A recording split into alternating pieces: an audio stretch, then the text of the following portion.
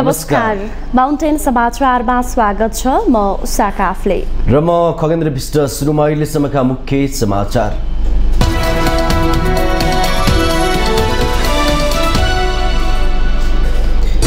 त्रासदीपूर्ण भूकम्पको पीडा फेरि भोग्न नपर्ने गरी काम गर्न प्रधानमन्त्री प्रचण्डको सम्बन्धित पक्षलाई निर्देशन।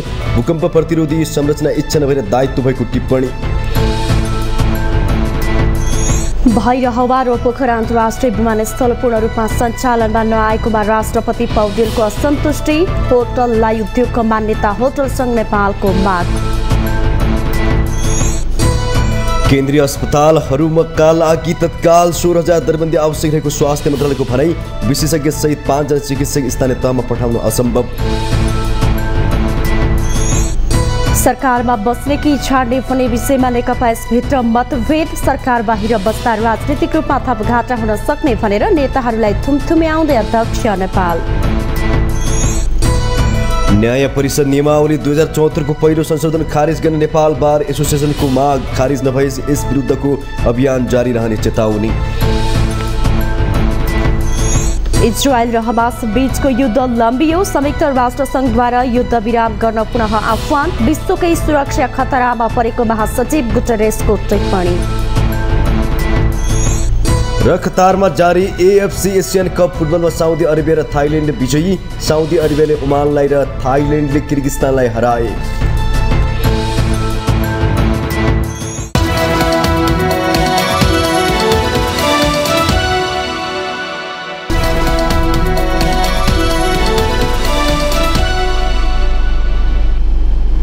अब समाचार विस्तारमा। प्रधानमन्त्री पुष्पकमल दाहाल प्रचण्डले पटक पटकका त्रासदीपूर्ण भूकम्पबाट शिक्षा लिएर भविष्यमा फेरि भूकम्पको पीडा भोग्न नपर्ने गरी काम गर्न सम्बन्धित पक्षलाई निर्देशन दिनुभएको छ। 26औं भूकम्प सुरक्षा दिवसका अवसरमा मंगलबार काठमाडौँमा आयोजित कार्यक्रममा प्रधानमन्त्री प्रचण्डले विपद जोखिम व्यवस्थापनलाई प्रभावकारी बनाउँदै पटक पटकका त्रासदीपूर्ण भूकम्पबाट शिक्षा लिएर भविष्यमा फेरि भूकम्पको पीडा भोग्न नपर्ने गरी काम गर्न निर्देशन दिनुभएको हो। प्रधानमन्त्री प्रचण्डले भूकम्प प्रतिरोधी संरचना निर्माण इच्छा नभएर दायित्व भएको धारणा राख्नुभयो। 2072 वैशाख 12 को भूकम्पले पुर्याएको मानवीय तथा भौतिक क्षतिको अहिलेसम्म पुस्ता साक्षी भएको बताउँदै विगतबाट गम्भीर शिक्षा लिनुपर्नेमा जोड दिनुभयो। भूकम्प प्रतिरोधी संरचना निर्माण र व्यवस्थित संरचनाका लागि भौतिक संरचनाहरूको बीमा गर्ने व्यवस्था हुनुपर्ने भन्दै प्रचण्डले यस सम्बन्धमा अध्ययन गर्ने निर्णय मन्त्री परिषदले गरेको बताउनुभयो। सरकार सञ्चालन ऐन तथा विपद सम्बन्धी ऐनले स्थानीय सरकारलाई विपद सम्बन्धी मुख्य काम गर्ने जिम्मेवारी दिएको सर्वविदितै छ। यसलाई प्रभावकारी बनाउन स्थानीय सरकारलाई विपद जोखिम न्यूनीकरण तथा पूर्व तयारीमा मजबुत बनाउने र साधन स्रोत सम्पन्न बनाउने कुरामा हाम्रो सरकार प्रतिबद्ध छ। यसका लागि 753 वटै स्थानीय तहसँग मिलेर काम गर्न सङ्घीय सरकारले आवश्यक पहल गर्नेछ। प्रदेशमा रहने विपद सम्बन्धी कार्य गर्ने संयन्त्र निर्माण गर्ने र क्रियाशील बनाउने कार्यमा पनि सरकारले आवश्यक पहल गर्दैछ। विपद जोखिम न्यूनीकरण र व्यवस्थापनमा निजी क्षेत्रको पनि सहभागिता त्यत्तिकै आवश्यक पर्दछ। यो क्षेत्रमा निजी क्षेत्रको संलग्नताको विषय केवल दायित्वको विषय मात्र होइन, लगानीको विषय पनि हो। प्रधानमन्त्री प्रचण्डले नेपालमा छिट्टै पर्वतीय देशहरूको सम्मेलन हुने जानकारी पनि गराउनुभयो। उहाँले पर्वतीय देशहरूका लागि राष्ट्रसङ्घले जलवायु परिवर्तनको असर न्यूनीकरणका लागि विशेष कार्यक्रम ल्याउन लागेको उल्लेख गर्दै त्यो नेपालका लागि खुसी र गौरवको विषय भएको टिप्पणी गर्नुभयो।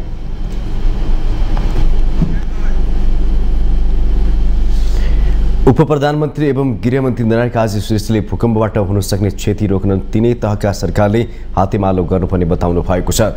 मंगलबार भूकम्प सुरक्षा दिवसको अवसरमा काठमाडौँ महानगरपालिकाले आयोजना गरेको कार्यक्रमलाई सम्बोधन गर्दै उहाँले नेपाल भूकम्पको जोखिम क्षेत्रमा पर्ने भएकाले जोखिम न्यूनीकरणका लागि केन्द्र, प्रदेश र स्थानीय सरकारबीच हातेमालो आवश्यक रहेको प्रश्न पार्नुभयो।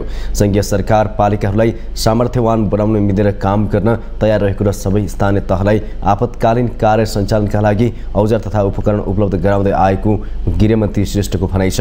उहाँले विपद व्यवस्थापनमा खटिने स्वयंसेवकलाई राष्ट्रिय प्रणालीमा आबद्ध गर्ने प्रक्रिया सुरु भएको र त्यसमा काठमाडौँ महानगरले पनि पहली लिएको भन्दै खुसी व्यक्त गर्नुभयो। गृहमन्त्री श्रेष्ठले काठमाडौँ उपत्यकाका विद्यालय, सरकारी भवन, अस्पताल गरी 53वटा भवन संरचना, 4वटा सडकहरू भूकम्पीय जोखिमका हिसाबले संवेदनशील रहेको पनि बताउनुभयो।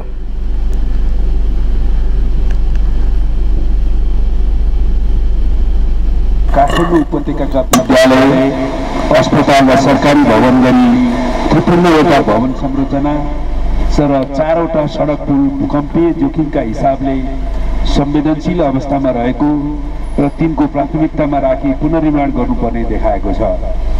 यसको लागि करिब 3 अरब 61 करोड रुपियाँ लाग्ने अनुमान गरिएको छ। यसमध्ये 32वटा विद्यालय भवनको लागि 1 अरब 63 करोड, 13वटा स्वास्थ्य चौकीको लागि 38 करोड 74 लाख रुपियाँ, 8वटा सरकारी भवनको लागि 51 करोड 80 लाख रुपियाँ र 4वटा सडक पुलको लागि 1 अरब 7 करोड आवश्यक पर्ने देखिएको छ। काठमाडौँ महानगरपालिकाकी उपप्रमुख सुनिता डङ्गोले विद्यालयलाई पहिलो प्राथमिकता राखेर विपदसँग जुझ्ने संरचनाको निर्माण गर्नुपर्ने बताउनुभयो। विद्यालयको पुनर्निर्माणका लागि स्थानीय सरकारको स्रोत साधन मात्रै नपुग्ने भएकाले प्रदेश र केन्द्रीय सरकारले आवश्यक चासो दिनुपर्ने उहाँको भनाइ छ। लागि र भूकम्प मात्र नभएर विभिन्न विपदबाट जोगिनको लागि पनि हामीले सङ्घ, प्रदेश र स्थानीय सरकार मिलेर नै अघि बढ्नुपर्ने पनि छ र यसबाट पनि हामीले स्थानीय स्रोत र प्रविधिको प्रयोग गरौँ, भूकम्प ठेक्ने संरचना निर्माण गरौँ भन्ने जुन उद्देश्यका साथमा आज हामीले यो स्मरण गर्ने आज यो दिवस मनाइरहेका छौँ। विद्यालयलाई पहिलो प्राथमिकतामा राखेर हामीले भूकम्प लगायतका विपदहरूबाट जोड्नको लागि ठेक्ने संरचना बनाउनको लागि विद्यालयबाट सुरु गरौँ भन्ने पनि अनुरोध गर्न पनि चाहन्छु। उपप्रमुख डङ्गोले जोखिमको पूर्व तयारीलाई काठमाडौँ महानगरले प्राथमिकतामा राखेको बताउनुभयो।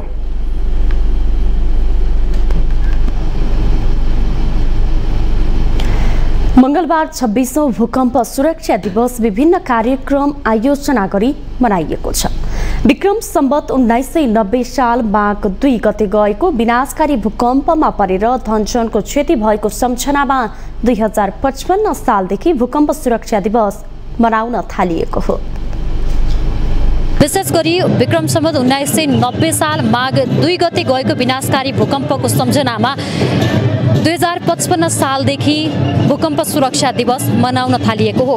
1990 सालमा गएको विनाशकारी भूकम्पले ल्याएको क्षति अथवा त्यस पश्चात आउने गरेका भूकम्पले ल्याउने गरेका हुने गरेका क्षतिहरूलाई न्यूनीकरण कसरी गर्न सकिन्छ त भन्ने विषयलाई केन्द्रित गरेर जनचेतना फैलाउनका लागि पनि भूकम्प सुरक्षा दिवस मनाउन थालिएको हो। तसर्थ विशेष गरी भूकम्प गइरहँदाखेरि हामी कसरी सावधानी अपनाउन सक्छौँ?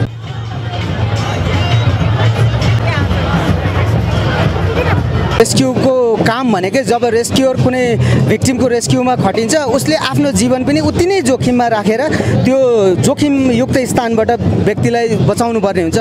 तर त्यसका लागि केही तालिमहरू जुन स्पेसिफिक ट्रेनिङहरू हुन्छन् त्यो ट्रेनिङहरू आवश्यक हुन्छ जसले हाम्रो सिप वा क्षमता अभिवृद्धिमा मद्दत पुर्याउँछ। त्यसै गरी केही आफ्नो पर्सनल प्रोटेक्टिभ इक्विपमेन्टहरू हुन्छन् जसले हामीले त्यो हुनसक्ने सम्भावित जोखिमलाई चाहिँ न्यूनीकरण गर्न सक्छौँ वा आफूमा हुनसक्ने क्षतिलाई चाहिँ न्यूनीकरण गर्न सक्छौँ। त्यस्ता इक्विपमेन्ट र उच्च अहिले प्रविधियुक्त साधनहरूको उपलब्धता अनि उच्च प्रविधियुक्त तालिमहरू पनि गुणस्तरीय तालिमहरू भएको खण्डमा निश्चित रूपमा रेस्क्युअरलाई क्षति कम नै हुन्छ। त्यसो हुँदा क्षति हुन्छ भनेर उद्धारमा नखटिने भन्ने हुँदैन। आफूलाई पनि त्यो हुनसक्छ, हो धर्म पनि हो, त्यो हाम्रो कर्तव्य नै हो। निश्चय पनि भूकम्पबाट क्षति रहेका संरचनामा प्रवेश गरी मानिसलाई उद्धार गर्ने कार्य निकै जटिल हो। त्यसको कारणले गर्दा हामीसँग तालिम प्राप्त जनशक्तिहरू पनि छ र हामीसँग इक्विपमेन्टहरू पनि राम्रोसँग म्यानेज गरिएको छ। त्यही कारणले चुनौती त रेस्क्युको जुनसुकै कार्यहरूमा चुनौती हुने गर्छ, तैपनि भूकम्पबाट क्षतिग्रस्त भवनहरूमा प्रवेश गरेर निकाल्नु पर्दाखेरि चाहिँ चुनौती हुने नै हुन्छ र त्यो चुनौतीको सामना गर्नको लागि हामीसँग पर्याप्त इक्विपमेन्टहरू छन्, हामी गर्न सक्छौँ। नेपाल चाहिँ भूकम्पको एकदमै ठुलो जोखिममा रहेको एउटा देश हो जसले चाहिँ भूकम्पबाट हटेर बस्छु भन्न मिल्दैन। त्यही भएर हामी एडप्ट भएर बस्नुपर्छ, यहीँसँग मिलेर यही परिस्थितिसँग मिलेर बस्नुपर्छ। त्यसले गर्दाखेरिमा भूकम्पले गर्दाखेरिमा भूकम्पले त्यो घर विनाश गर्ने मात्र होइन, भूकम्प सँगसँगै पहिरो हाम्रो पहाडी भूभाग हुनाले पहिरो पनि जाने सम्भावना हुन्छ र त्यही भएर चाहिँ हामीले संरचना त बलियो बनाउँछौँ, तर संरचना बलियो बनाए पनि त्यो संरचना कहाँ बनाउने, त्यो हामीले अलिकति ग्राउन्ड सर्फेसको पनि हेर्नुपर्छ। त्यसले गर्दाखेरिमा चाहिँ पहिरो जाने छ कि छैन, भूकम्पले बढी जोखिम छ कि छैन, त्यो चाहिँ हामीहरूले हेर्छौँ हामी भूगर्भविद भएको अर्थले। भूकम्प गइरहँदाखेरि नेपालको भूगोललाई नै बढी फोकस गरिएको छ अथवा भनौँ नेपालको भूगोलकै कारणले गर्दाखेरि पनि अधिक भूकम्प जाने र यसलाई आफूहरूले सहनु भन्दा बाहेक अरू विकल्प नभएको भनेर पनि बताउने गरिएको छ। भूकम्प जाँदै गर्दाखेरि पनि भूकम्प प्रतिरोधात्मक क्षमता भएका भवनहरू निर्माणलाई कसरी ध्यान पुर्याउन सकिन्छ भनेर पनि सरकारले पहल कदमी गरिरहेको भनेर दाबी गर्ने गरेको छ। माउन्टेन टेलिभिजन एसडीका लागि क्यामेरामा केशव श्रेष्ठका साथमा बिन्दु अधिकारी, चन्द्रागिरी, काठमाडौँ। गत कार्तिक 17 गते जाजरकोटको रामी डाँडा केन्द्रबिन्दु बनाएर 6.4 म्याग्निट्युडको भूकम्प जाँदा 154 जनाको मृत्यु भएको थियो भने 366 जना घाइते भएका थिए। झन्डै 1 लाख हाराहारीमा घरहरू भत्किए। प्रभावित क्षेत्रका थुप्रै मानिसहरू अहिलेसम्म अस्थायी आवासमा सर्न सकेका छैनन्। कार्यविधि नभन्दा पुनर्निर्माणको काम अघि बढ्न सकेको छैन। भूकम्पबाट जाजरकोट र रुकुम पश्चिमका झण्डै 95,787 घर भत्किएका थिए। 3 महिना अघि गएको भूकम्पबाट झण्डै 1 लाख हाराहारी परिवार प्रभावित भए पनि उनीहरूको घर पुनर्निर्माणका लागि सरकारी सहयोग पनि अनिश्चित बनेको छ। पुनर्निर्माण सम्बन्धी कार्यविधि नै कहिले बन्छ भन्ने अहिलेसम्म टुङ्गो लागेको छैन। राष्ट्रिय विपद जोखिम न्यूनीकरण तथा व्यवस्थापन प्राधिकरणका अनुसार अहिलेसम्म पुनर्निर्माण कसरी गर्ने भन्ने बारेको कार्यविधि बन्न सकेको छैन। 3 तहका सरकारबीच छलफल गरेर कार्यविधि बनाउनु पर्ने भएकोले यसका लागि समय लाग्ने प्राधिकरणले बताउँदै आएको छ। कार्यविधि बनेपछि प्रधानमन्त्री अध्यक्ष रहने कार्यकारी परिषदले पास गर्नुपर्ने हुन्छ। कार्यविधि बनेपछि मात्र पुनर्निर्माणको काम अघि बढ्ने हुँदा जाजरकोट र रुकुममा भूकम्प प्रभावितको घर बनाउन सरकारले गर्ने सहयोग अनिश्चित बनेको हो। भूकम्प लगतै प्रधानमन्त्री पुष्पकमल दाहाल प्रचण्ड घटनास्थलमा पुगेर स्थलगत अवलोकन गरी प्रभावितहरूका लागि छिट्टै पुनर्निर्माण गर्ने आश्वासन दिए पनि अझै उनीहरूका लागि स्थायी घर बनाउने कुरै छाडौं, अस्थायी संरचना निर्माणमा समेत सरकारले द्रुत गतिमा काम गर्न सकेको छैन। अस्थायी आवासका लागि प्रति प्रभावितका लागि सरकारले 50,000 रुपैयाँ अनुदान दिने भने पनि पर्याप्त बजेट जान सकेको छैन। सरकारले अस्थायी आवास निर्माण लगायत भूकम्प प्रभावित क्षेत्रमा काम गर्नका लागि 10 अर्ब रुपैयाँ विपद जोखिम न्यूनीकरण कोषमा निकासा गर्ने निर्णय गरे पनि हालसम्म 1 अर्ब मात्र निकासा गरेको राष्ट्रिय विपद जोखिम न्यूनीकरण प्राधिकरणले जनाएको छ। प्राधिकरणले हालसम्म 2 अर्ब 26 करोड रकम ती जिल्लामा निकासा गरेको छ, जसमध्ये जिल्लाबाट स्थानीय तहमा 1 अर्ब 61 करोड निकासा भएको छ भने स्थानीय तहबाट लाभग्राहीको खातामा 1 अर्ब 3 करोड 81 लाख निकासा भएको छ। पुनर्निर्माण कार्यक्रम अगाडि बढाउन प्रशासनिक र प्राविधिक कर्मचारीको अभाव र भएका कर्मचारीले पनि जिम्मेवारी लिन नचाहने प्रवृत्ति रहेको प्राधिकरण बताउँछ।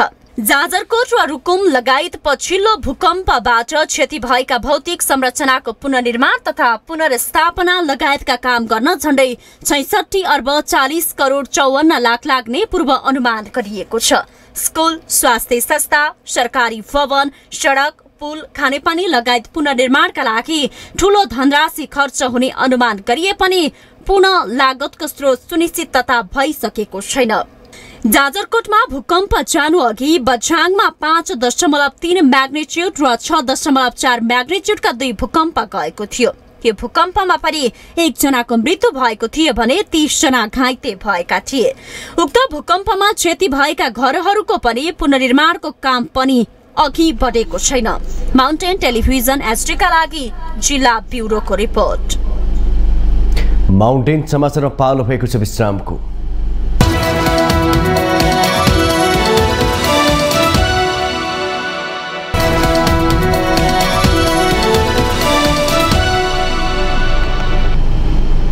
विश्रामपछि स्वागत छ। अब बाँकी समाचार। राष्ट्रपति रामचन्द्र पौडेलले भैरहवा र पोखरा अन्तर्राष्ट्रिय विमानस्थल अझै पूर्ण रूपमा सञ्चालनमा नआएकोमा असन्तुष्टि व्यक्त गर्नु भएको छ। सत्कार दिवसको अवसरमा होटल संघ नेपाल हालले मंगलबार काठमाडौँमा गरेको कार्यक्रममा राष्ट्रपति पौडेलले भैरहवा र पोखरा अन्तर्राष्ट्रिय विमानस्थल अझै पूर्ण रूपमा सञ्चालनमा नआएकोमा असन्तुष्टि व्यक्त गर्नु भएको हो। राष्ट्रपति पौडेलले दुवै अन्तर्राष्ट्रिय विमानस्थलहरू पूर्ण रूपमा सञ्चालन गराउनु पर्नेमा जोड दिनुभयो। उहाँले नेपालको रैथाने खानालाई सोझै कृषकहरूसँग सहकार्य गरेर पर्यटकहरूको सत्कारमा लगाउन सके त्यसले होटल क्षेत्रको विकासमा थप योगदान दिन सक्ने बताउनुभयो। मुलुकको पर्यटनलाई सफल तुल्याउन पूर्वाधारका कामहरू भइरहेको अगाडि बढिरहेका छन्। साथै मुलुकका नवनिर्मित क्षेत्रीय अन्तर्राष्ट्रिय विमानस्थल पूर्ण सञ्चालनमा आई मुलुकमा बढीभन्दा बढी विदेशी पर्यटकहरू भित्र्याउन सके समृद्धि छिटै हासिल गर्न कठिनाई हुने छैन। मलाई विश्वास छ यो पनि चाँडै नै यो बाटो यो एयर रोड खुल्छ होला। हामीलाई आशा छ। कार्यक्रममा होटल संघ नेपाल हालले होटलहरूलाई राष्ट्रिय प्राथमिकता प्राप्त उद्योगको रूपमा मान्यता दिने गरी औद्योगिक व्यवसाय ऐन र नियमावलीमा संशोधन गर्न सरकारसँग माग गरेको छ। होटलहरू उद्योगमा दर्ता भए पनि सरकारी ऐन नीति र नियमले सेवा व्यवसायको रूपमा वर्गीकरण गरेका कारण ऊर्जा पूर्वाधार र भन्सार लगायतका क्षेत्रबाट पाउने सुविधामा सहज व्यवहार नभएको संघको गुनासो छ। क्यारिङ क्यापासिटी अर्थात् आपूर्ति अनुरूपको माग बढाउनु हामी सबैको सामु रहेको चुनौती हो। यसका लागि कनेक्टिभिटी बढाउन तयार भई अन्तर्राष्ट्रिय उडानको प्रतीक्षामा रहेको भैरवा र पोखरा क्षेत्रीय अन्तर्राष्ट्रिय विमानस्थलहरू प्राथमिकताका साथ गृह कार्य प्रारम्भ गरी निश्चित समय सीमाभित्र कमसेकम भारत र चीन जोड्ने चार्टर तथा सेड्युल फ्लाइटहरू सुरु हुनु अति आवश्यक देखिएको छ। संघका वरिष्ठ उपाध्यक्ष प्रवीण बहादुर पाण्डेले सरकारले राष्ट्रिय राजमार्गको स्तरोन्नति, अन्तर्राष्ट्रिय विमानस्थलको स्थापना, प्राथमिकतामा रहेका राष्ट्रिय गौरवका आयोजनाहरू समयमा नै सम्पन्न गरे पर्यटक आगमन वृद्धि हुने बताउनुभयो। जस्ता आवासलाई समेत कानुनी दायरामा ल्याउनु पर्ने आवश्यकता देखिन्छ। नेपाललाई उत्कृष्ट पर्यटन गन्तव्य बनाउनको लागि र भएका टुरिज्म प्रोडक्टलाई विकास गर्ने कार्यमा होटल संघ नेपाल सधैँ तत्पर छ। सन् 2025लाई नेपाल भ्रमण वर्षको रूपमा घोषणा गर्नको लागि हामी नेपाल सरकारसँग अनुरोध गर्दछौँ। हालको दोब्बर पर्यटन ल्याउने लक्ष्यमा हामी पर्यटन र होटल कर्मी तयार छौँ। हरेक नेपाली नागरिक पर्यटनको लागि सद्भावका दूत हुन्। होटल संघ नेपालले गुणस्तरीय पर्यटन विकासमा प्रतिबद्धता जनाउँदै सन् 2025लाई नेपाल पर्यटन वर्ष घोषणा गर्नको लागि सरकारसँग माग गरेको छ।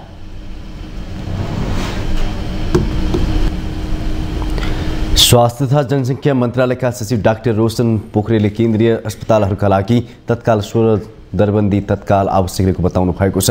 मंगलबार संघीय संसद राष्ट्रिय सभा अन्तर्गतको राष्ट्रिय सरकार तथा समन्वय समितिको बैठकमा बोल्दै उहाँले सो कुरा बताउनु भएको हो। सचिव पोखरेलले अर्थ मन्त्रालयमा दरबन्दीका लागि गरेको प्रस्ताव स्वीकृत नभए केन्द्रीय अस्पतालहरू बन्द हुने अवस्था रहेको समेत स्पष्ट पार्नुभयो। उहाँले चालु आर्थिक वर्षको नीति तथा कार्यक्रममा उल्लेख विशेषज्ञ सहित 5 जना चिकित्सक स्थानीय तहमा पठाउने कुरा सम्भव नरहेको प्रश्न पार्नुभयो। त्यसैगरी अस्पतालहरू बिहान 8 बजेदेखि बेलुका 8 बजे खोल्ने भनिए पनि कार्यान्वयन गर्न सक्ने अवस्था नरहेको उहाँको भनाइ छ।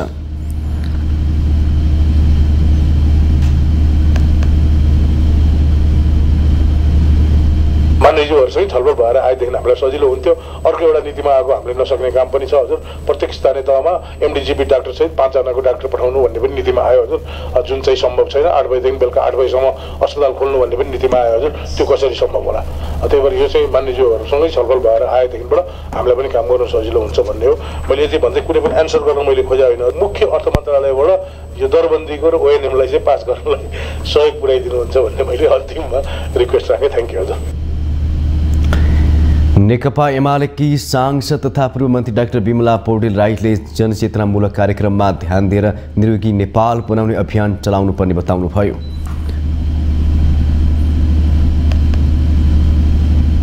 नसर्ने रोगको विषयमा चाहिँ धेरै जसो खानपान र व्यवहारसँग जीवनशैलीसँग गाँसिएको कुरा भएको हुँदा हामीले जनचेतनामै हो बढी ध्यान दिने। अब हामी बाहिरतिर जाँदाखेरि चाहिँ एउटा सानो हेल्थ सेन्टरमा पुग्दाखेरि पनि प्रत्येक रोगको लागि छुट्टा छुट्टै लिफलेटहरू राखिएको हुन्छ, छुट्टा छुट्टै पोस्टरहरू राखिएको हुन्छ। यति धेरै जनचेतनामा खर्च भइराखेको हुन्छ। हामी चाहिँ बढी क्युरेटिभतिर बढी खर्च गर्छौँ कि क्या हो जस्तो लाग्छ प्रिभेन्सनतिर भन्दाखेरि। त्यो भएर प्रिभेन्सन नै यो नसर्ने रोगको त जीवनशैलीसँग गाँसिएको रोगहरू भएको भएर प्रिभेन्सनतिरै बढी फोकस गर्नुपर्छ कि जस्तो लाग्छ मलाई। रेडियो टेलिभिजन अब के छ अब हाम्रो होइन पोस्टरहरू केमा खर्च गरेर हुन्छ। स्कुल एजुकेसन इम्पोर्टेन्ट होला, यतातिर चाहिँ बढी ध्यान पुगेको छैन कि जस्तो मलाई लागिरहेको छ। नेकपा एकीकृत समाजवादीकी सांसद मदन कुमारी शाहले जिल्लामा रहेका सरकारी अस्पतालहरू बन्द हुने अवस्थामा पुग्दा पनि संवेदनशील नभएको भन्दै सरकारको आलोचना गर्नुभयो। उहाँले प्रादेशिक स्तरमा रहेका आयुर्वेद अस्पतालहरूबाट जनताले सेवा लिन नपाएको तर्फ पनि सरकारलाई सचेत गराउनुभयो। त्यो आयुर्वेद औषधालयहरू प्रादेशिक स्तरमा पनि छन् हैन, तर त्यो छन् कि छैनन्, कहाँ छन्? अब त्यो अलिकता त्यो जब चाहिँ त्यो समितिहरू बनाउनु पर्ने हुन्छ, राजनीतिक दलहरूलाई थाहा हुन्छ होला हैन, अलिअलि त्यो चलखेल गर्ने कर्मचारीहरू मन्त्रालयलाई थाहा हुन्छ होला, अरू कसैलाई थाहा छैन त्यो चाहिँ छ कि छैन भनेर। के को लागि त्यहाँ चाहिँ त्यो स्थापना गरेको छ, उसले कामै गर्दैन, उसले चाहिँ कुनै सुविधा दिँदैन, जनताले त्यसबाट कुनै लाभ लिन सकेको छैन भने अनि त्यत्रो खर्च गरेको के अर्थ? एक म चाहिँ म आफ्नो ठाउँको कुरा भन्दैछु, म धनगढीमा छ यो चाहिँ होइन, त्यो कुनै मतलब त्यसले चाहिँ काम गर्न नसकिरहेको अवस्था के कारणले हो यो बुझेको छैन। सांसद शाहले जनताले सेवा नपाउने अस्पतालहरूमाथि सरकारले कडा निगरानी राख्नुपर्ने जोड दिनुभयो। माधव नेपाल नेतृत्वको नेकपा एकीकृत समाजवादीका नेताहरूबीच सरकारमा बस्ने कि छाड्ने भन्नेमा मतभेद उत्पन्न भएको छ।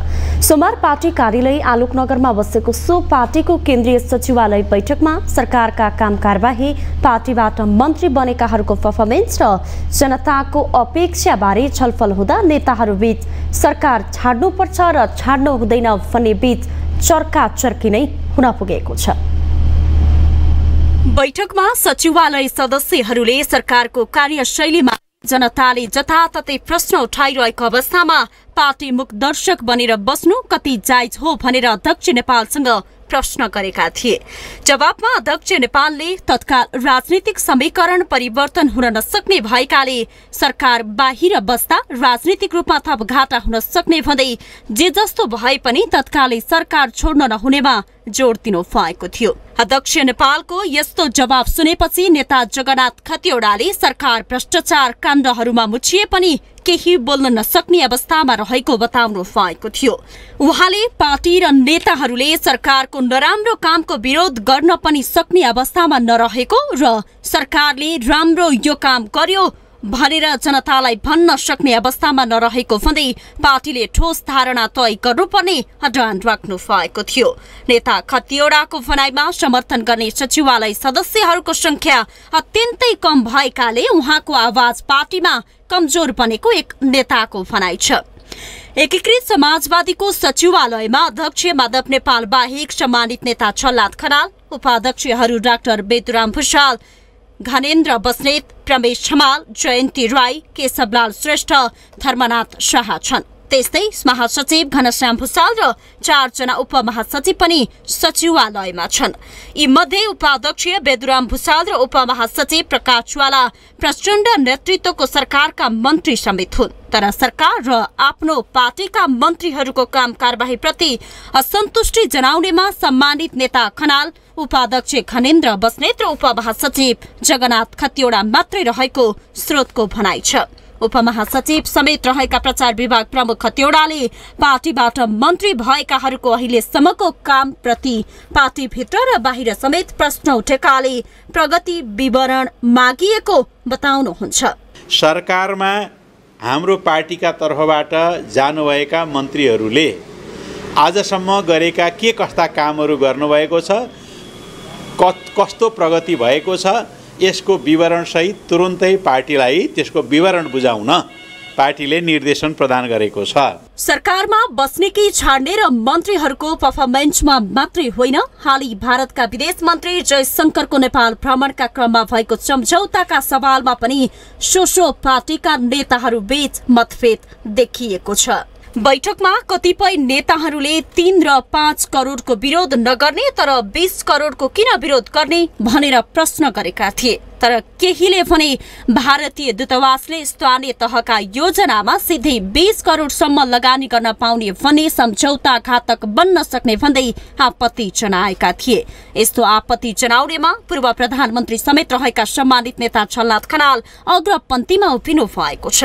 खनालको अडानपछि बैठकले उक्त सहमतिको दस्तावेज झुकाउने निर्णय नै गरेको छ।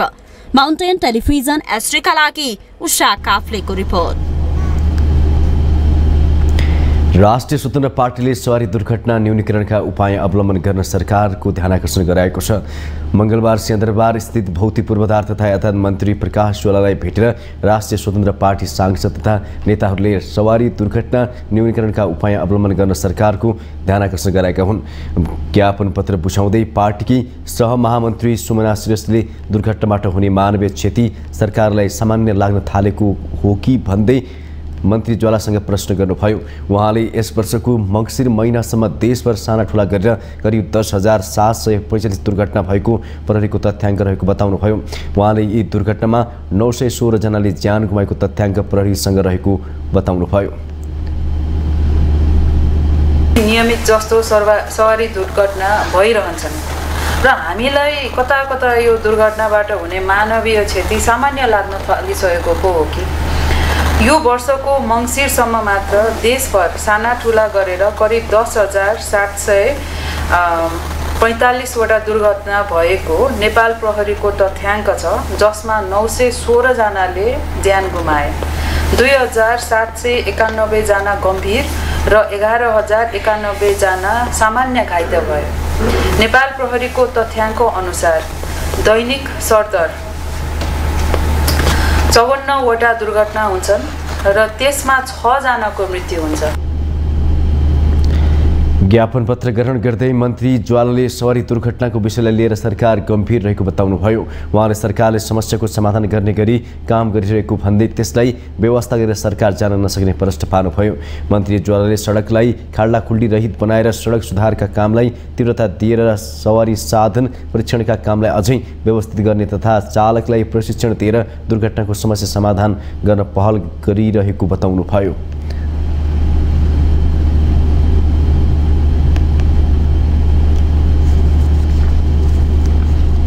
सडक सुधारका कामलाई अझै तीव्रता दिएर हुन्छ कि अथवा सवारी साधनहरूलाई चाहिँ परीक्षण गर्ने कुरालाई अझै व्यवस्थित गरेर हुन्छ कि चालकहरूलाई प्रशिक्षण दिने, त्यसकारण चाहिँ यो जुनसुकै कारणबाट हुने एक्सिडेन्टलाई पनि ती कारणहरूको चाहिँ निराकरण गर्ने कुरामा हामी गम्भीर छौँ। तपाईँहरूको सहयोग हामीलाई आवश्यक छ।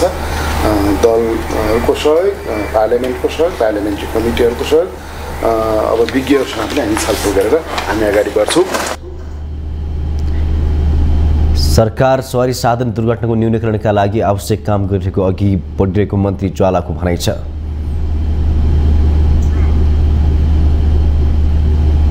माउन्टेन समाचार पालो फेको छ विश्रामको।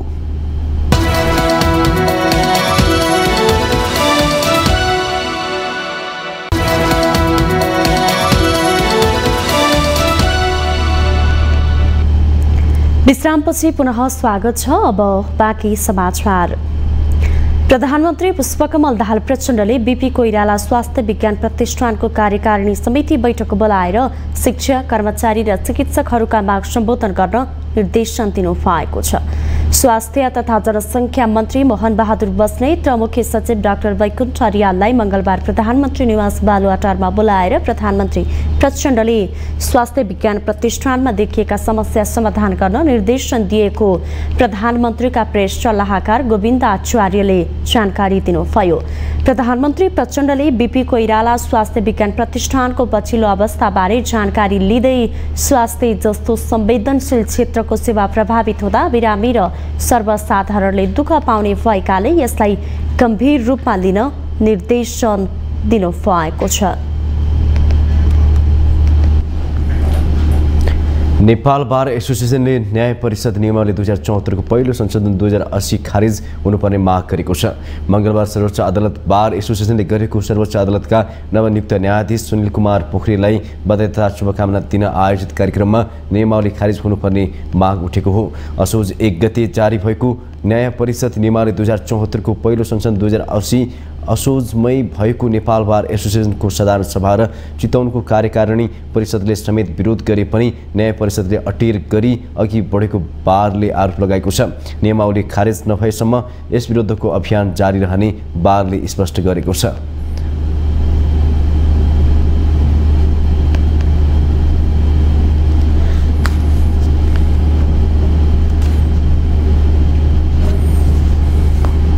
नियमावलीको विषय नबोली नहुने भयो। हामीले कुरा उठाइराख्यौँ। असोज 1 गते जारी भएको नियमावली असोजमै भएको नेपाल बार एसोसिएसनको साधारण सभाले कन्डेम गर्यो, चितवनको कार्यकारिणी परिषदले कन्डेम गर्यो, तर न्याय परिषदले सो कुरा नटेरिकन लगातार त्यो कुरालाई चाहिँ अगाडि बढाइराख्यो। हामीले आफ्नो कुरा राखिराखेका छौँ। धेरै विद्वान मित्रहरूबाट के आउने गरेछ भने नियुक्ति त सिद्धियो, अब केका लागि विरोध गरिरहनु भएको छ भन्ने कुरा पनि गरिरहनु भएको छ। नियुक्ति सिद्धिया छैन। आज 40 जना नियुक्ति भएको छ, भोलि 400 जना नियुक्ति हुन्छ। बिस्तारै यो नियमावली कायम रह्यो भने 400 जना नियुक्ति हुन्छ। नियमावली गलत हो भन्ने कुरामा विवाद रहेन। संशोधनले न्यायाधीशको मर्यादाक्रम हेरफेर गर्ने निर्णय गरेको छ। संशोधनले न्याय सेवाको मुख्य रजिस्ट्रारको पदमा कार्यरत रही उच्च अदालतको न्यायाधीशको पदमा नियुक्त भएको व्यक्तिको हकमा मुख्य न्यायाधीश पछिको रोल क्रममा राख्ने निर्णय गरिएको छ। कार्यक्रममा सर्वोच्च अदालतमा नवनियुक्त न्यायाधीश सुनिल कुमार पोखरेलले सुनवाईको सुनिश्चितता निर्धारण हुनुपर्नेमा जोड दिनुभयो। हामीले ब्याकलगलाई फरक ढङ्गले हेरेनौँ भने सायद मन लाग्छ सर्वोच्च अदालत जुन अदालतको रूपमा हेरिन्छ, जनताले जसरी हेरेका छन् त्यो चिजहरूलाई चाहिँ म्यानेज गर्न सकिँदैन जस्तो लाग्छ मलाई। कहीँ न कहीँ हामीले यदि ब्याकलग क्लियर गर्न चाहेका छौँ, 12 वर्ष 13 वर्ष मुद्दा अगाडिका मुद्दाहरू टुङ्ग्याउन चाहेका छौँ भने हामीले केही न केही फरक ढङ्गले चाहिँ काम गर्नै पर्छ अदालत र बारले। उहाँले 12-13 वर्ष अघिका पुराना मुद्दाहरू टुङ्ग्याउन फरक ढङ्गबाट काम गर्न जरुरी रहेको बताउनुभयो।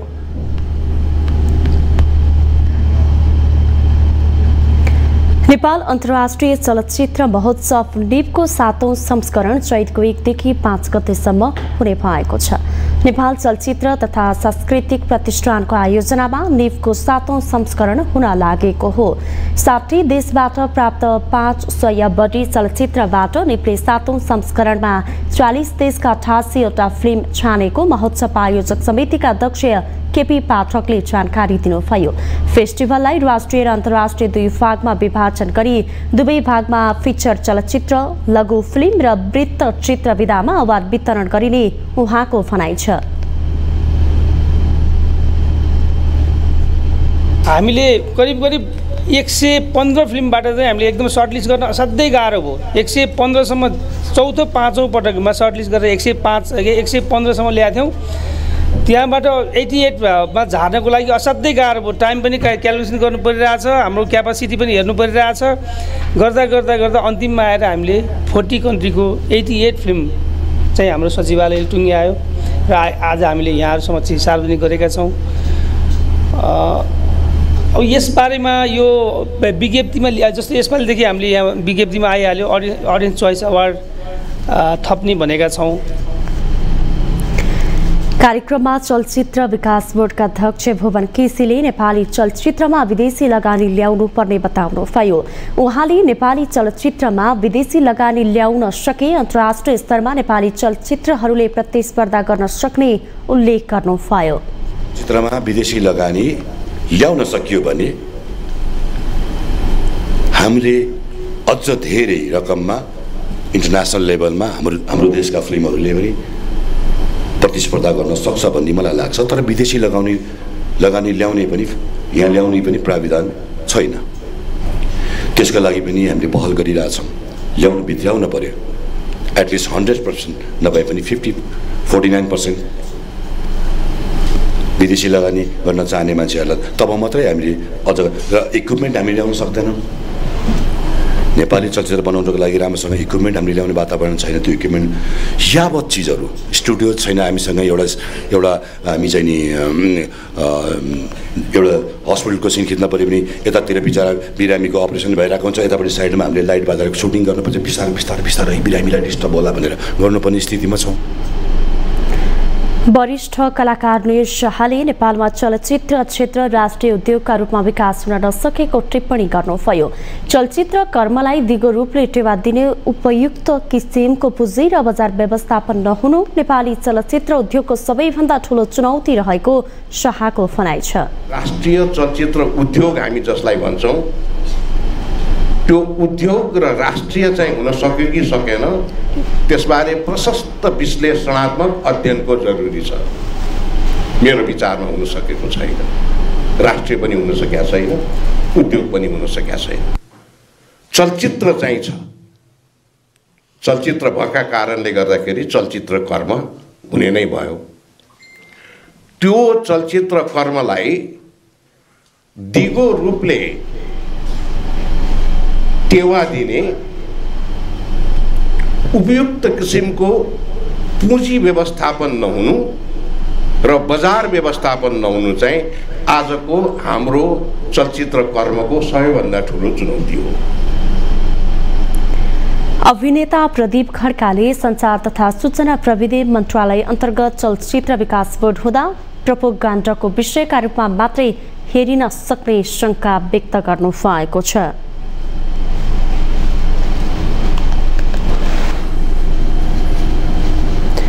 नेपाल मजदुर किसान पार्टीका सचिव एवं सांसद प्रेम सुवालले प्रधानमन्त्री पुष्पकमल दाहाल प्रचण्डले देश विकास नदिन सके राजीनामा दिनुपर्ने सुझाव दिनुभएको छ।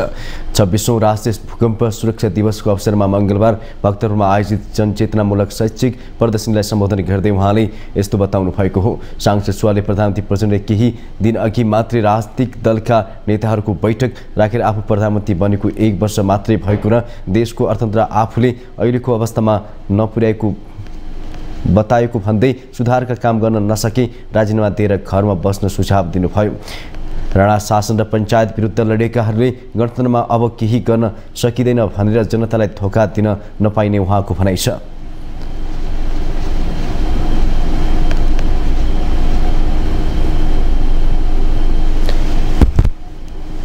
प्रधानमन्त्रीहरूसँग देशको विकासको खाकै छैन। अस्ति प्रधानमन्त्रीले हामीलाई बैठक बोलाउनु भयो, मैले गरे होइन, म त 1 वर्ष मात्र भयो, देशको अर्थतन्त्र ध्वस्त गरे प्रधानमन्त्रीको बनाइ। अघिल्लो सरकारहरूले ध्वस्त बनाएको भए आफूले सम्हाल्ने हो नि, होइन भने राजीनामा दिएर घर बसे भइहाल्ने।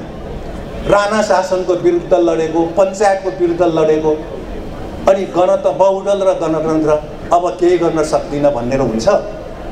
जनतालाई धोका दिने, सिंहदरबार कब्जा गरेर हामीले भन्यौँ धोका दिन पाइँदैन, भाग्न पाइँदैन। प्रधानमन्त्री भएर भाग्न पाइन्छ।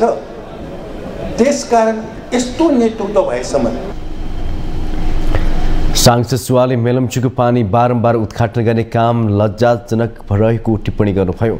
उहाँले 8 पटकसम्म उद्घाटन भएको भन्दै 1 पटक मात्रै उद्घाटन गरेर पानी वर्ष दिन नै वितरण गर्ने काममा लाग्न सुझाव दिनुभयो। हरेक प्रधानमन्त्री र मन्त्रीहरूलाई खानेपानीको धारा खोल्नै पर्ने रहरले समस्या निम्तिएको सांसद सुवालको भनाइ छ।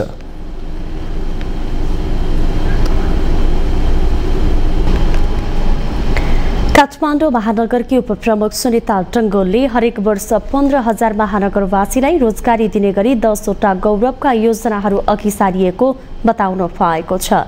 मंगलबार काठमाडौँमा महानगर गौरव योजना, रोजगारी र आय वृद्धि, काठमाडौँको समृद्धि कार्यक्रमको उद्घाटन कार्यक्रममा उपप्रमुख सुनिता टङ्गोलले हरेक वर्ष 15,000 महानगरवासीलाई रोजगारी दिने गरी 10वटा गौरवका योजनाहरू अघि सारिएको बताउनु भएको हो। उहाँले 10वटा गौरवका योजनाहरूमा महत्त्वपूर्ण योजना रोजगारीसँग जोडिएको भन्दै महानगरले हरेक वर्ष कम्तीमा 15,000 महानगरवासीलाई दक्ष जनशक्ति बनाएर रोजगारी दिने क्षमता राख्नुपर्ने लक्ष्य लिएर काम गरिरहेको उल्लेख गर्नुभयो। काठमाडौँको समृद्धि यो स्लोगनको साथमा हामीले यस कार्यक्रमलाई अघि सारेका छौँ र यस पटकको बजेटमा भने यो कार्यक्रमलाई अघि सार्नका लागि 10 करोड पनि बजेट विनियोजन गरेका छौँ र हामीले यो बजेट विनियोजन गरेसँगै उद्देश्य पनि लिएका छौँ। ट्यान्जिबल रिजल्ट के हो त भन्दा कम्तीमा पनि हामीले 15,000 जनालाई महानगरवासीलाई र अघि क्राइटेरिया यहाँले सुनिसक्नु भएको छ, उहाँहरूलाई पनि रोजगारी दिन सक्ने क्षमता राख्नुपर्छ भनेर हामीले टार्गेट लिएका छौँ। महानगरले इसी काउन्सिल र ग्याप टेक्नोलोजीको सहकार्यमा तालिम सुरु गरेको हो। सो सहकार्यबाट 5 करोड रुपैयाँ बराबरको छात्रवृत्ति प्रदान हुने महानगरले जनाएको छ। त्रिभुवन विश्वविद्यालय परीक्षा नियन्त्रण कार्यालय बल्कुले विद्यार्थीले दिएको अनलाइन आवेदनका आधारमा शैक्षिक प्रमाणपत्र उपलब्ध गराउने घोषणा गरेको छ। मंगलबार परीक्षा नियन्त्रण पुष्पराज जोशीले सूचना प्रकाशित गर्दै माघ 15 गते अनलाइनबाट शैक्षिक प्रमाणपत्र उपलब्ध गराउने घोषणा गर्नुभएको हो। परीक्षा नियन्त्रण कार्यालयको छिटो छरितो बनाउन 2 सातादेखि केन्द्रीय क्याम्पस कीर्तिपुरको स्वतन्त्र विद्यार्थी युनियनले दबावमूलक कार्यक्रम गर्दै आएका छन्। सोभियोले सहमति सम्झौता भन्दा पनि माग पूरा भएको ग्यारेन्टी भए मात्र धरना लगायत विरोध र आन्दोलनको कार्यक्रम फिर्ता लिने जनाएको छ। मंगलबार बसेको केन्द्रीय परीक्षा सञ्चालक समिति बैठकले क्षेत्रीय परीक्षा नियन्त्रण कार्यालयबाट समेत दिने सुविधा अनलाइन माध्यमबाट हुने निर्णय गरेको थियो। ट्रान्सक्रिप्ट, प्रोभिजन प्रमाणपत्र, पुनर्योग प्रतिलिपि र त्रुटि सच्याउने काम समेत अनलाइन आवेदन दिएर गर्न सकिने परीक्षा नियन्त्रणले प्रतिबद्धता जनाएका छन्। शुल्क समेत अनलाइन माध्यमबाट भुक्तानी गर्न सकिने सूचनामा उल्लेख छ। अनलाइन प्रणाली सम्बन्धी विस्तृत विवरण माघ 10 गते सार्वजनिक गर्ने समेत कार्यालयले जनाएको छ। परीक्षा नियन्त्रण कार्यालयमा शैक्षिक प्रमाणपत्र प्राप्तिका लागि दिनभर लाइन बस्नुपर्ने, बैंकमा शुल्क बुझाउनु पर्ने, त्यस्तै लाइन खेप्नुपर्ने, शैक्षिक प्रमाणपत्रहरू प्राप्त गर्न हप्तौं कुर्नुपर्ने, आवेदन दिन देशभरका विद्यालय केन्द्रीय र शैक्षिक कार्यालय नै धाउनुपर्ने लगायतका समस्या कायमै छन्। हामीसँग आर्थिक अन्तर्राष्ट्रिय खेल समाचार बाँकी नै छन्। माउन्टेन समाचार पालो भएको छ विश्रामको।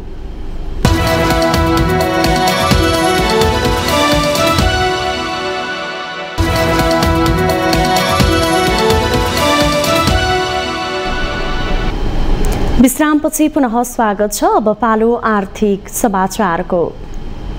आर्थिक समाचारको साथमा जगदम्बा सुपर साइन तथा ग्याल्बा प्लस जीवनभरको भरोसा। रिद्धि सिद्धि सिमेन्ट रोबोटिक ल्याबमा बनेको स्मार्ट सिमेन्ट।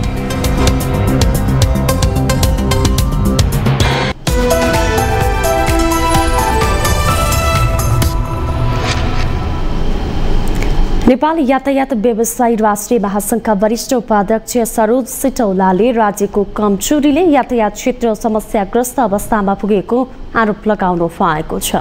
मंगलबार धनगढीमा यातायात व्यवसायीहरूसँगको छलफल कार्यक्रममा वरिष्ठ उपाध्यक्ष सिटौलाले राज्यको कमजोरीले यातायात क्षेत्र समस्याग्रस्त भएको आरोप लगाउनु भएको हो। विगतको सरकारले कुनै अध्ययन र अनुसन्धान बिना यातायात समितिहरूलाई कम्पनीमा लैजाने निर्णयले यातायात क्षेत्र तहसनहस भइरहेको सिटौलाले तर्क गर्नुभयो।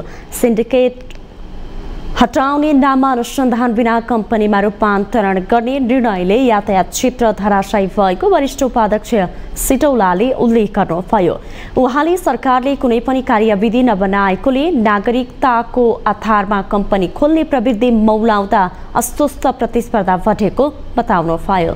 2 गतेसम्म आइपुग्दा पनि सरकारले नीतिगत रूपमा कम्पनीको कार्यविधि कुनै पनि नबनाएको कारणले आज एउटा तपाईँ के भन्छ भने नागरिकता लिएर कम्पनी रजिस्टर कार्यालयमा जानुहोस्, उसको गाडी बस केही पनि चाहिँदैन, उसको दर्ता गरिदिन्छ।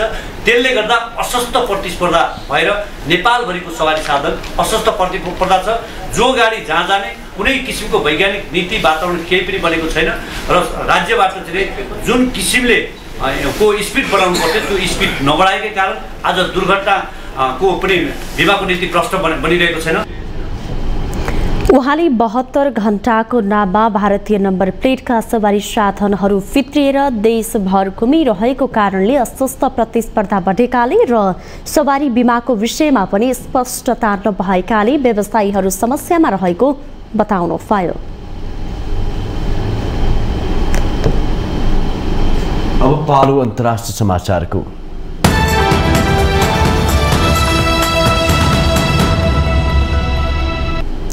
संयुक्त राष्ट्र संघका महासचिव एन्टोनियो गुटेरेसले गाजामा द्वन्द्व सुरु भएको 100 दिन पुगेपछि तत्काल मानवीय युद्ध विराम गर्न पुनः आह्वान गर्नुभएको छ। इजरायलले जारी राखेको युद्धले गाजामा भएका अत्याचारहरू बाहेक कब्जा गरिएको वेस्ट बैंकमा बढ्दो हिंसा र प्यालेस्टाइनी प्राधिकरणको लागि पहिलेदेखि नै गम्भीर वित्तीय सङ्कट जटिल हुँदै गएको महासचिव गुटेरेसले उल्लेख गर्नुभयो। उहाँले लाल सागर र त्यसभन्दा बाहिर पनि तनावहरू बढिरहेकोले भन्दै चाँडै युद्ध विराम गर्न आह्वान गर्नुभयो। दैनिक युद्धले जनजीवन प्रभावित बनेको उल्लेख गर्दै महासचिव गुटेरेसले इजरायल र लेबनान बीचको सम्बन्धमा थप दरार आउन दिनु नहुनेमा जोड दिनुभयो। द्वन्द्व सुरु भएको 100 दिन भइसकेको र गाजामा मानवीय अवस्था शब्दले बयान गर्न नसक्ने महासचिव गुटेरेसको भनाइ छ। गाजामा जारी मानवीय सहायताका केही कदमहरू जीवन रक्षा गर्न पर्याप्त उपलब्धहरू हुन नसकेको, भोकमरीले गाजामा रोग, कुपोषण र अन्य स्वास्थ्य सङ्कट निम्तिको भन्दै उहाँले चिन्ता व्यक्त गर्नुभयो। यसैबीच जोर्डनका विदेश मन्त्री अयमान सफादीले गाजापट्टीमा इजरायली आक्रमणले इजरायलको सुरक्षा क्षेत्रमा मात्रै नभई विश्वकै सुरक्षालाई खतरामा पार्ने टिप्पणी गर्नुभएको छ। राजधानी अम्मानमा ग्रिसका विदेश मन्त्री जियोर्गोस गेरापेटिटसँगको भेटमा सफादीले उक्त टिप्पणी गर्नुभएको हो। दुई मन्त्रीहरूले गाजाको विकास, द्वन्द्व रोक्न प्रयास र मानवीय प्रकोपमा ध्यान केन्द्रित गरेको बताइएको छ।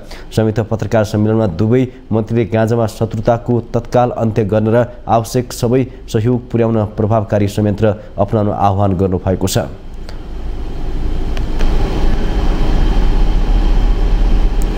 यमनको हुथी सशस्त्र समूहले सोमबार अडेनको खाडीमा अमेरिकी जहाजमा भएको आक्रमणको जिम्मेवारी लिएको छ। हुथी सेनाका प्रवक्ता याह्या शारियाले हुथीद्वारा सञ्चालित अल मासी राह अडेनको खाडीमा अमेरिकी जहाजमा भएको आक्रमणको जिम्मेवारी हुथी सशस्त्र समूहले लिएको बताएका हुन्। हुथी समूहले अब देश विरुद्धको आक्रमणमा भाग लिने सबै अमेरिकी र बेलायती जहाजहरू र युद्धपोतहरूलाई शत्रुतापूर्ण लक्ष्यको रूपमा लिने चेतावनी दिएका छन्। यसैबीच समूहका प्रमुख वार्ताकार मोहम्मद अब्दुल सलामले इजरायल जाने जहाजहरूमा समूहको आक्रमण जारी रहने बताएका छन्। उनले हुथीहरूले आफ्नो स्थिति स्पष्ट गर्न अन्तर्राष्ट्रिय समुदायसँग कुराकानी गरिरहेको उल्लेख गरेका छन्। इजरायल जाने बाहेक सबै जहाजहरूका लागि नेभिगेसन सुरक्षित रहेको अब्दुल सलामको भनाइ छ। आफ्नो समूहले थप युद्ध नखोजेको र अमेरिका बेलायती लाल सागरलाई अझ खतरनाक बनाएको उनले आरोप लगाएका छन्। बढ्दो हिंसाले पहिलेदेखि नै शान्ति प्रयासलाई कमजोर पार्ने खतरा रहेको संयुक्त राष्ट्र सङ्घले चेतावनी दिएको छ। यमन सन् 2014देखि विनाशकारी गृह युद्धमा फँसेको छ। हुथीहरूले अन्तर्राष्ट्रिय रूपमा मान्यता प्राप्त यमनी सरकार विरुद्ध लडिरहेका छन्। साउदी अरेबिया नेतृत्वको गठबन्धनले 2015मा यमनी सरकारको समर्थनमा द्वन्द्वमा हस्तक्षेप गरेको थियो। अब पालो खेल समाचारको।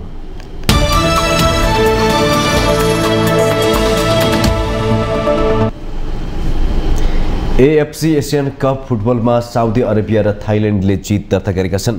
कतारमा जारी एसियन कप फुटबलमा समूह एफ अन्तर्गतको खेलमा साउदी अरेबियाले ओमानलाई र थाइल्यान्डले किर्गिस्तानलाई हराएका हुन्। ओमान विरुद्ध साउदी अरेबियाले 2-1 गोल अन्तरको पुनरागमन जित हात पारेको हो। 14 मिनेटमा ओमानका एस अल एहीको गोलसँगै पछि परेको साउदीका लागि 78 मिनेटमा एक हारिब र इन्जुरी समयको अन्तिम मिनेटमा ए अल बुलारी हीले एक गोल गरेर जित निश्चित गरेका हुन्। यसअघि यही समूहमा फिफा वरियतामा 113औं स्थानमा रहेको थाइल्यान्डले 98औं स्थानको किर्गिस्तानलाई 2-0 गोल अन्तरले हराएको हो।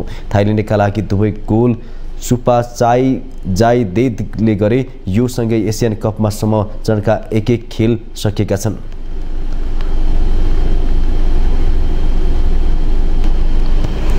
प्रधानमन्त्री कप पुरुष राष्ट्रिय क्रिकेटमा नेपाल पुलिस क्लबले लगातार दोस्रो जित दर्ता गर्दा बागमती प्रदेश र सुदूरपश्चिम पनि विजयी भएका छन्। मंगलबार कीर्तिपुर स्थित त्रिवी क्रिकेट मैदानमा पुलिसले कोशी प्रदेशलाई 7 विकेटको पराजित गर्दै दोस्रो जित हात पारेको हो। कोशीले प्रस्तुत गरेको 167 रनको लक्ष्य पुलिसले 23.1 ओभरमा 3 विकेट गुमाएर पूरा गर्यो। पुलिसको जितमा अर्जुन साउदले 62, कप्तान दीपेन्द्र सिंह ऐरीले 38 र दिलीप नाथले 31 रन जोडे। कोशीका कमल खत्रीले 2 विकेट लिए। त्यसअघि टस हारेर ब्याटिङमा उत्रिएको कोशीले सुजन थपलियाको शतकसँगै 48.2 ओभरमा सबै विकेट गुमाएर 166 रन बनायो।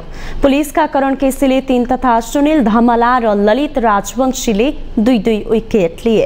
जितसँगै पुलिस तालिकाको तेस्रो स्थानमा उक्लिएको छ। लगातार तेस्रो हार बेहोरेको कोशी पुछारमा छ।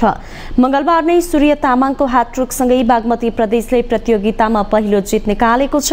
बागमतीले मध्य प्रदेशलाई 86 रनले पराजित गरेको हो। बागमतीले प्रस्तुत गरेको 191 रनको लक्ष्य पछ्याउने क्रममा मधेसले 29 ओभरमा सबै विकेट गुमाएर 104 रन मात्र बनाउन सक्यो। त्यसअघि टस हारेर ब्याटिङमा उत्रिएको बागमतीले 49.2 ओभरमा सबै विकेट गुमाएर 190 रन बनायो। यसैगरी सुदूरपश्चिमले कर्णालीलाई 134 रनको फराकिलो अन्तरबाट हराएको छ। जितका लागि 278 रन पछ्याएको कर्णालीले 37.2 ओभरमा 143 रन बनाउँदा सबै विकेट गुमायो। आगामी महिना मलेसियामा हुने एसिसी महिला प्रिमियर कप टी20 क्रिकेटमा नेपाल र हङकङ एकै समूहमा परेका छन्। एसियन क्रिकेट काउन्सिल एसिसीले अर्गनाइज गरेको खेल तालिका अनुसार डीमा नेपाल, हङकङ, भुटान र मालदिव छन्। समूह ए मा थाइल्यान्ड, म्यानमार, कुवेत र सिङ्गापुर, समूह बी मा युए, चीन, ओमान र जापान तथा समूह सी मा इन्डोनेसिया, बहराइन, मलेसिया र कतार छन्। प्रतियोगिता हरेक समूहका शीर्ष 2 टोली क्वार्टर फाइनल खेल्न पाउनेछन्। सेमी फाइनल हुँदै फाइनल पुग्ने 2 टोलीले महिला एसियन कपमा छनौट हुनेछन्। नेपालले फेब्रुअरी 10 मा हङकङ, 11 मा भुटान र 13 मा मालदिवसँग खेल्नेछ। क्वार्टर फाइनलका खेलहरू 14 फेब्रुअरी, सेमिफाइनल 16 फेब्रुअरी र फाइनल 18 फेब्रुअरीमा हुनेछ। आगामी जुलाईमा हुने महिला टी20 एसिया कप क्रिकेटमा भारत, पाकिस्तान, बङ्गलादेश, श्रीलङ्का र छनौटबाट आउने 2 टोली सहभागी हुनेछन्। नेपालले यस प्रतियोगिताको लागि बन्द प्रशिक्षणमा 24 खेलाडी बोलाएको छ। पोखरामा बन्द प्रशिक्षणपछि नेपालले अन्तिम टोली घोषणा गर्नेछ।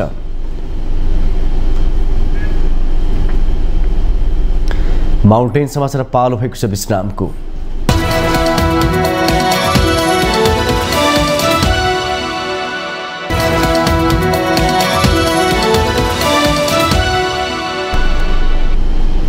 विश्रामपछि स्वागत छ। यससँगै हामी माउन्टेन समाचारको अन्त्यमा आइपुगेका छौँ। जाँदा जाँदै अहिलेसम्मका मुख्य समाचार पुनः एकपटक।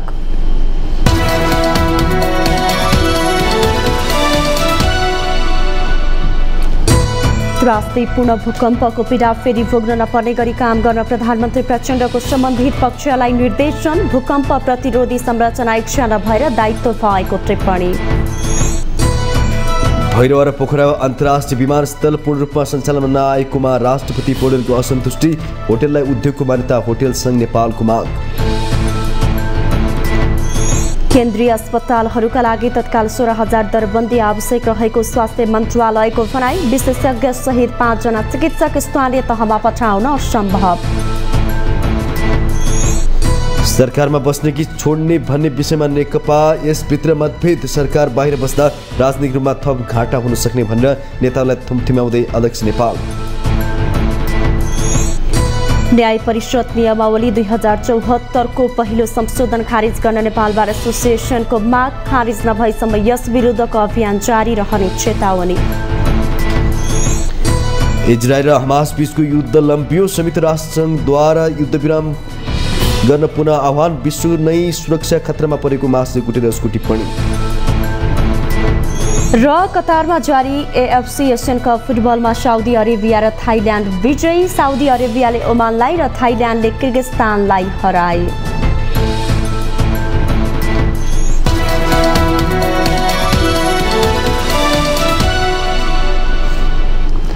माउन्टेन समाचार अहिले सकियो। सत्य, तथ्य र निष्पक्ष समाचारका लागि माउन्टेन टेलिभिजन HD हेर्दै रहनुहोला। नमस्कार।